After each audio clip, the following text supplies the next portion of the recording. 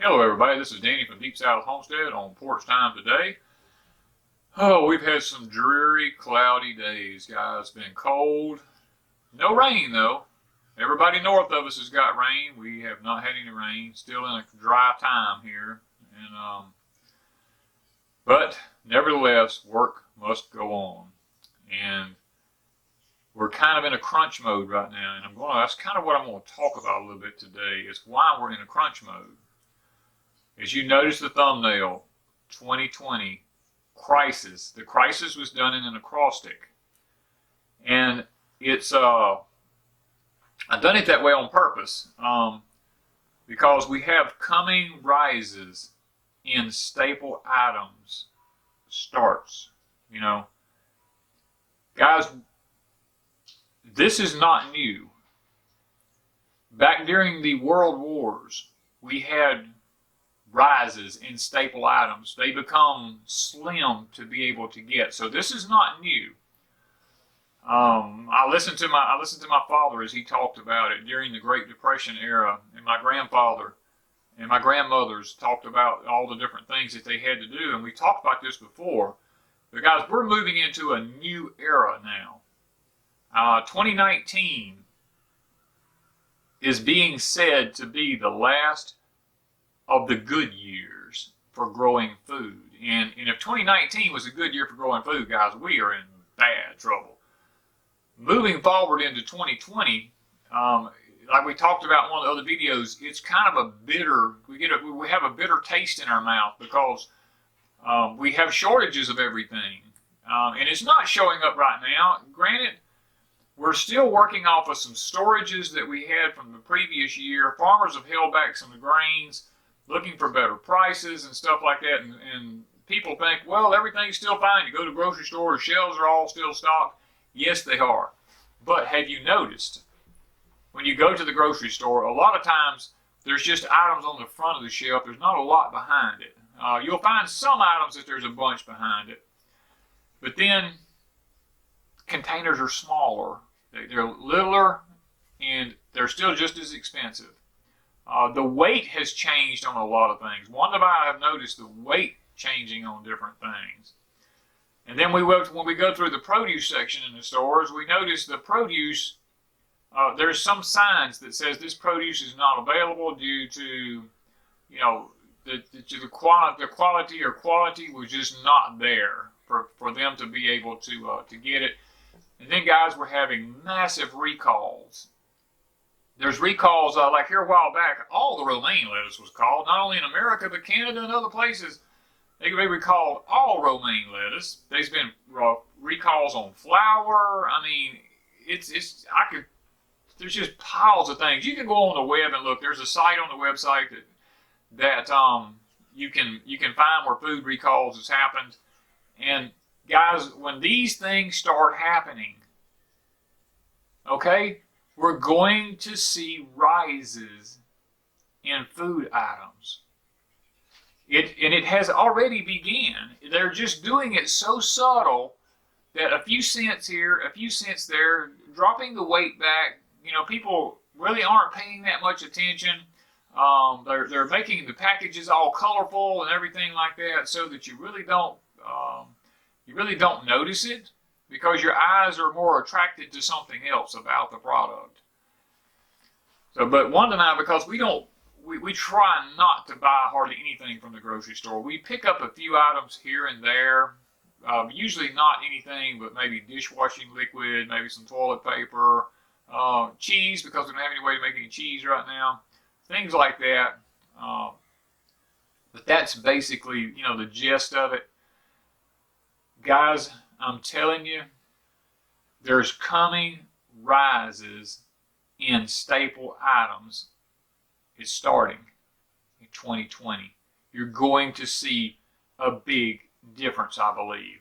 And you say, well, now you're talking about staple items. And look, staple items are staple items. I mean, you go back to the World Wars, it's no different now. We're using a lot of the same staple items. Things like flour, sugar, corn, soy product.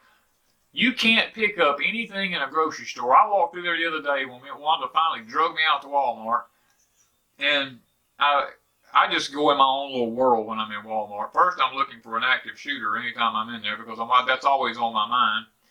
And I'm looking at items, and I'm looking. Everything has wheat, soy, and corn. Usually all three of them, but if it don't have all three, it usually has one or two of the other ones there.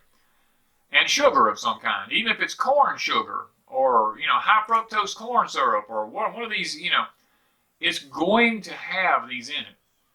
And guys, because we have shortages of corn this year, the crop failures was just horrendous, and only God Himself knows what 2020 will bring. If this grand solar minimum keeps kicking in like it's kicking in, it's going to be bad. I mean, we're nervous here at Deep South Homestead. Now, we're not nervous because of what's going on in the grocery stores. I could care less about that. What I'm nervous about is my place here. We are at the second week in December here. This is December the 8th, and that I'm filming this. This will come out in a few days. But guys, my holler, you've heard me say this 30 years, it's never been dry. Here we are in December. This thing is usually gushing with water because of the fall rains and stuff like that.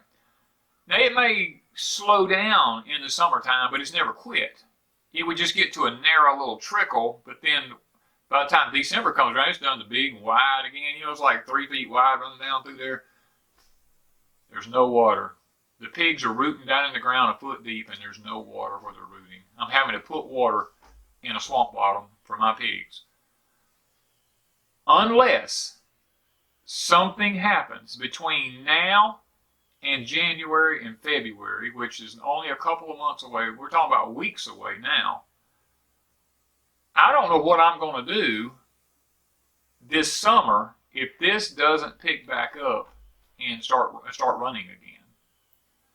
These are the things I'm talking about. It's not just me. Now some of y'all are flooded out, and I do get that. And a lot of people it won't quit raining. I guess I've talked about this in previous videos. Microclimates, guys. We're beginning to see microclimates. Microclimates, when that happens, you will have some people will have fantastic crops. Some people will lose it all. And that's where we're headed right now. We talk about a grand solar minimum. We talk about abnormal weather patterns. We talk about extremes in things. We talk about man taking advantage of what nature is already doing naturally and trying to get his hands in it and creating geoengineering and all these other types of weather anomalies that he wants to toy with because he wants to control everything like we've talked about in other videos. Guys, when you start tampering with all this stuff, then nothing good is going to come out of this. I mean, I want to do a video, and I haven't done it yet, but I'm looking. This is day number 2 for us, or almost day number 3 for us. No sun. The day that it was sunny, they were chemtrailing the heck out of us. I mean, the sky was just one streak right after another. And then the next thing I know, all those things are spreading out. And look, a friend brought this to my attention, and I'm really excited to learn about this because I really didn't know a lot about it, and I still don't. Don't get me wrong. But he made the comment to me. He said, Danny, with the grand solar minimum, and I don't know all the terminology. I'm not a scientist. So don't hound me about this, okay? He said because of something about the magnetic fields around the Earth being down and the things that are coming into the Earth are taking the natural trails of the plains that are left behind, and it's causing them to form into cloud structures. This happens during a grand solar minimum, he said. Now,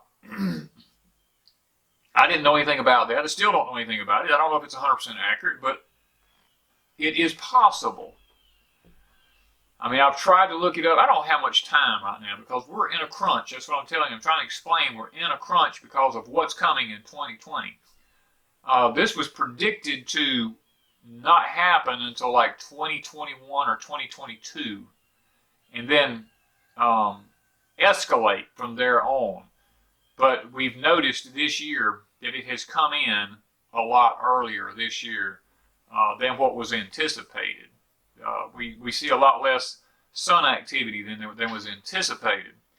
So what that's done is it's brought us into a situation here where we're experiencing things that we weren't supposed to experience for another year or two. Now, where does that leave us? That leaves us less prepared than what we were. We're sitting back here and we're thinking, well, you know, I've still got another year or two to get my prepping done. Maybe the crops will pull out this year. You know, maybe everything will do okay. But when I'm sitting here watching a holler that hadn't dried up in 30 years still dry, it tells me that depending on your climate and where you live, you could either be too late getting your plants in the ground this coming year because it's cold. You could be too late getting your plants in the ground this coming year because it's too wet. You could be like us. You might get your plants in the ground early, but it may be too dry. It may not rain at all. And then when the heat of the summer actually comes, it may just, because it's already dry, it may just burn everything up, and there may nothing actually grow. The thing that I've got to check as soon as I get a chance is my static water level in my wells to see if my static water levels are down, because this holler was the static water level of one of my wells that I have drilled. And now that it's down, I would like to check that well and just see if the static water level is lower than what it normally is. Because if it is, that tells me that my water table is dropping. Now, we don't have any fracking going on around here or anything like that, so it's not any of that. It's just a simple fact that this summer, I have it recorded that we had, I forgot how many days, it's way over 100 days of temperatures in the triple-digit heat indexes, which literally baked everything out here. I will say this right now, because of the coolness that we're having here, it's a little abnormally cool for this time of the year. As far as being consistent for us, we usually have real warm days and then cool days, warm days and cool days. We've been more in the 60s, in the 50s, and the 40s than we normally are. And my greens that I have in containers and all this stuff is doing fantastic. Great weather for that, where I can control the water. Guys, if you don't have this luxury and you're dependent on the grocery stores for your food, the coming crisis in staple items has started in 2020. And I'm going to go back to, in my mind, I'm trying to figure out how to tie this all together here. I'm going to go back to biblical times. Now, you know me, I gotta use the Bible. I mean, it's what I do. It's what I believe. I believe God gives us examples throughout the Word about things. In my last video, I told you about how many times that famine was mentioned in the Bible, and the word dearth, about 7 or 8 times for dearth. I think it's like 90 times for famine and all this kind of stuff. But as I go back and I look at what's called famines in the Bible, it wasn't a famine of everything. It was a famine of staple items. If you look, go back to Genesis. I mean, famine's mentioned many times in Genesis. When Joseph and all of them called him down, he called him down and said, "Come down to Egypt and to stay down here in Egypt with me." And you just read this story, and you figure out that, you know, the boys were all sent down several times, and then he kept one of the brothers, and he'd keep the other brother, and then when he finally kept the youngest brother, he said, "Take him dates and take him other amenities," which meant that not everything was in a famine. They just didn't have any grain. the date trees and the other things he talked about taking down to give to Joseph as a gift were still producing in abundance, evidently, because they had them, and there was not a shortage. So this has prompted me to begin to look in a new direction as far as famine is concerned. You know, because when we think about famine, lots of times we think about there's just no food anywhere, and that is not the case. The thing about it is when we talk about famine, we have to realize that famine a lot of times is only a famine of staple items. And if you don't have the staple items, it's hard to have food. In the Bible, they couldn't make bread. They couldn't feed the animals. They didn't have any grain. They went down to get wheat and corn and different things like that because they couldn't raise any grains because of the famine that was in the land. Guys, here in America, if it doesn't change where we can start growing grains again, then we're going to be in a famine for staple items. That's the reason this is called the coming crisis in staple items starting. I think in 2020 we're going to begin to see those things begin to happen. Now keep in mind, microclimates. That is going to be what determines whether we survive as an individual or whether we struggle as an individual. I have some people who sent me messages and said, Danny, it just won't quit raining here. We can't grow anything. The ground is saturated. Danny, we can't grow anything. It's been so cold, we can't even get our plants out. And then when we did get our plants out, it was so hot. Danny, it is so dry here. We can't, everything's just parched. Guys, and then, Danny, we've had the best year we've ever had growing things. This is the first time in years we've been able to grow gardens like we've grown. Guys, it's microclimates. That's where we're headed. I mean, I've talked about the grand solar minimum, but the grand solar minimum, what it's doing is it's creating microclimates. The jet streams are moving constantly. Some of them are merging. Some of the polar vortexes are pushing from the Antarctic down into the southern areas down here. And as they plunge down, and as they pull in they call them the bombs, or the cyclones that come in on the west coast, as all these things pull in and are merged together with the subtropical jet stream being pulled up in here, it's creating microclimates. Arizona, lots of places in Arizona is just wet.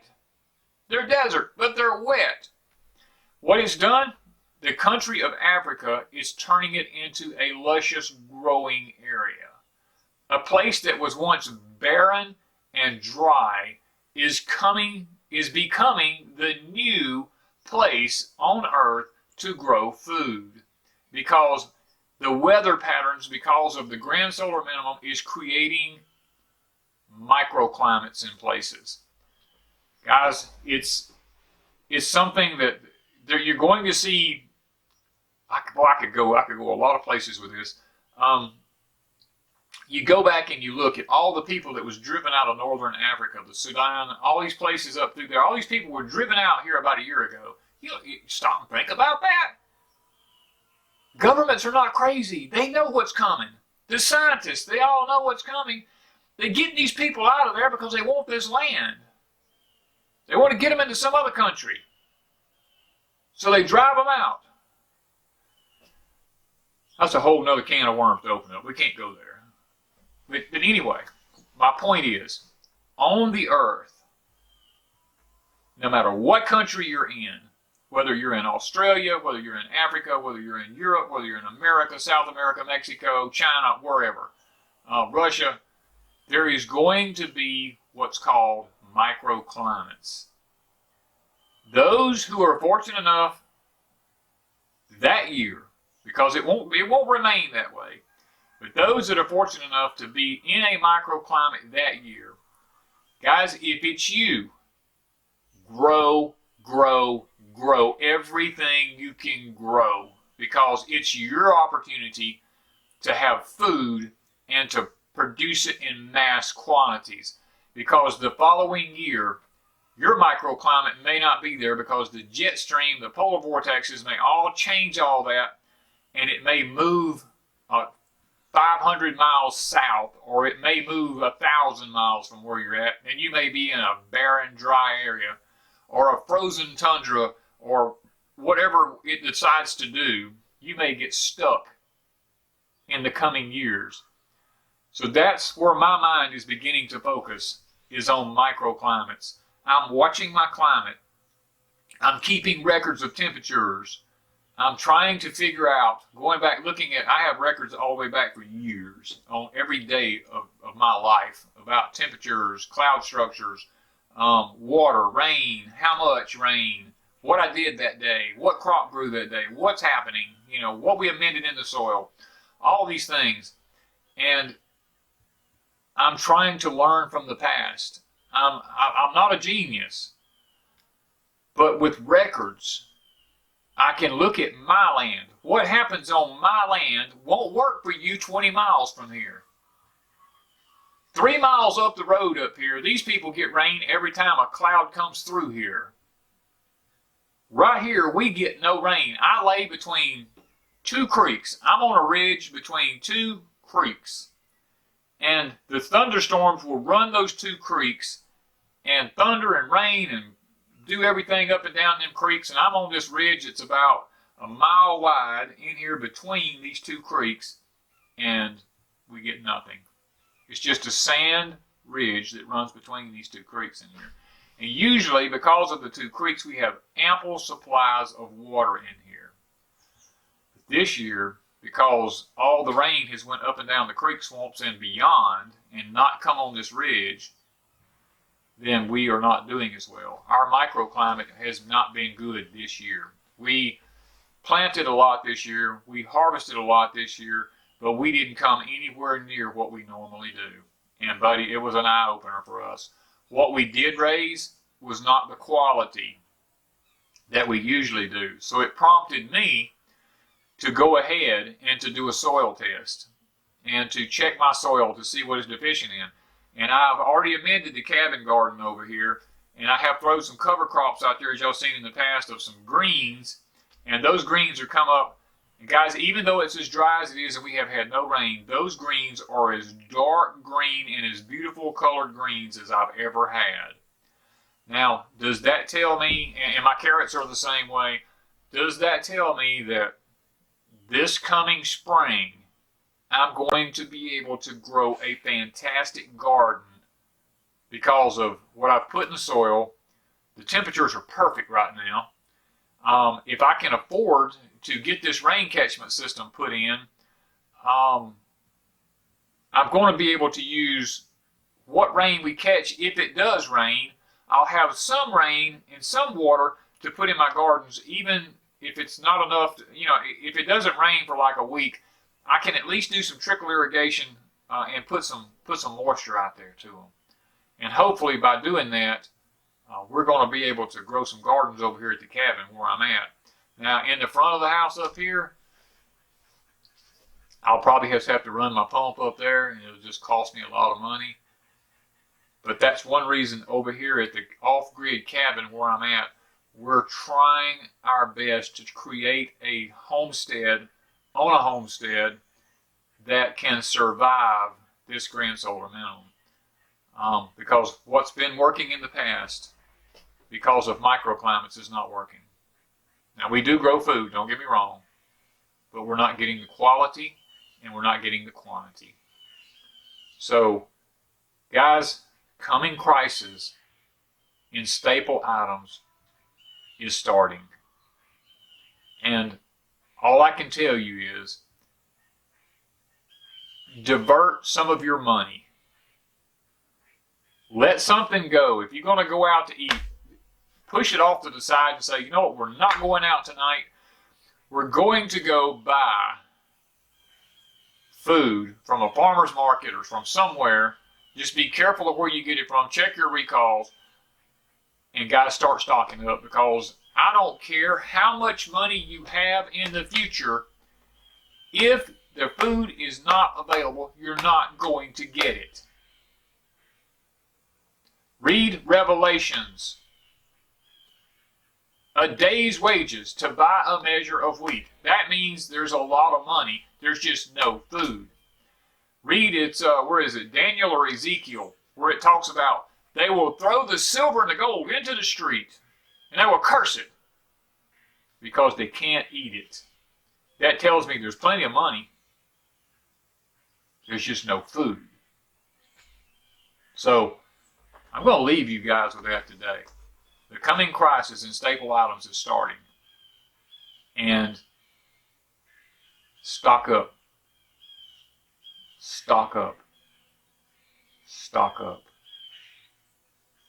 It is important that you do that. There's going to be a potato shortage.